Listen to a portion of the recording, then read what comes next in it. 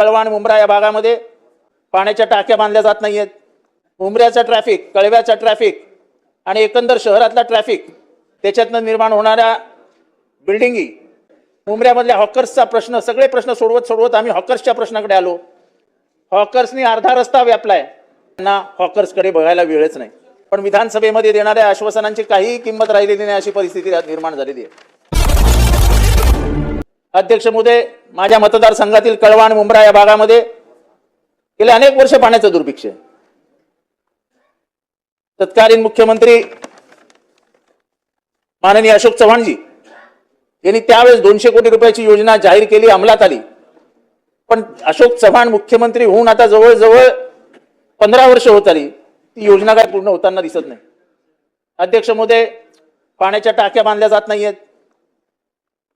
अध्यक्ष महोदय, इथे आश्वासन देण्यात आलं की या योजना त्वरित पूर्ण केल्या जातील, पण विधानसभेमध्ये देणाऱ्या आश्वासनांची काही किंमत राहिलेली नाही, अशी परिस्थिती निर्माण झालेली आहे।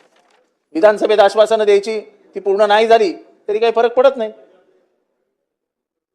अध्यक्ष महोदय, प्रत्येक ठिकाणी हीच परिस्थिती आहे। ठाण्यामध्ये मुंब्र्याचा ट्रॅफिक, कळव्याचा ट्रॅफिक आणि एकंदर शहरातला ट्रॅफिक, याचा विचार केला तर पुढच्या येणाऱ्या काळामध्ये काय वाढून ठेवलंय हेच कळत नाही। नवीन DCPR मध्ये जो काही FSI देण्यात आलेला आहे, त्याच्यातनं निर्माण होणाऱ्या बिल्डिंगी, त्याच्यातनं वाढणारी लोकसंख्या आणि अस्तित्वात असलेले रस्ते, याचा जर विचार केला तर याच्यावर काहीतरी तोडगा निघेल असं मला तरी या क्षणाला शक्य वाटत नाही। मुंब्र्यामधल्या हॉकर्सचा प्रश्न, सगळे प्रश्न सोडवत आम्ही हॉकर्सच्या प्रश्नाकडे आलो। हॉकर्सनी अर्धा रस्ता व्यापलाय। आमदार महोदय तक्रार करून करून करून कंटाळतात, कोणालाही लक्ष द्यायला वेळ नाही। खरं तर हॉकर्स जर व्यवस्थित बसवले तर ट्रॅफिकची समस्या मुंब्र्यामध्ये उरणार नाही, पण महानगरपालिकेच्या अधिकाऱ्यांना वेळच नाही, कारण हप्ते एवढे मोठे आहेत हॉकर्सकडनं की आमच्या अधिकाऱ्यांना हॉकर्सकडे बघायला वेळच नाही।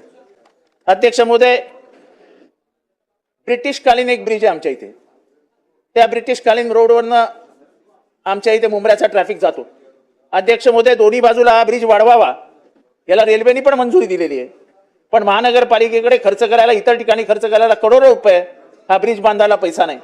आणि त्यामुळे अध्यक्ष महोदय, मी ते मागणी करतो की माननीय उपमुख्यमंत्री आणि तेव्हाचे मुख्यमंत्री हे ठाण्यातले होते, त्यांनी जर त्या ब्रिजकडे लक्ष दिलं आणि तो ब्रिज बांधून घेतला तर मला वाटतं की ही समस्या सुटू शकेल।